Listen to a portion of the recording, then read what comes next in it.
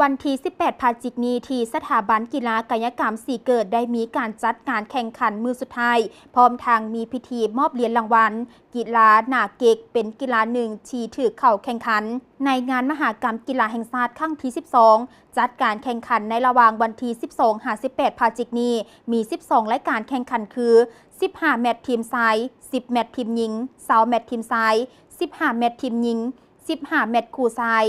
10 แมตช์คู่หญิง20 แมตช์คู่ชาย 15 แมตช์คู่หญิง 15 แมตช์เดี่ยวชาย 10 แมตช์เดี่ยวหญิง20 แมตช์เดี่ยวชายและ 15 แมตช์เดี่ยวชายมี 11 ภาคส่วนเข้าร่วมเข้าชิงซึ่งได้เริ่มแข่งขันมาแต่วันที่ 12-18 พฤศจิกายนนี้ผลการแข่งขันประเภทรายการ 15 แมตช์ทีมชายเหรียญคำได้แก่แขวงเสกองเหรียญเงินอุดมไซเหรียญทองแดงอัตตปือ10 แมตช์ทีมหญิงเหรียญคำแขวงหลวงพระบางเหรียญเงินเสียงขวางเหรียญทองแดงแขวงหัวพัน20 แมตช์ทีมชายเหรียญคำกระทรวงป้องกันความสงบเหรียญเงินหัวพันเหรียญทองแดงเสียงขวาง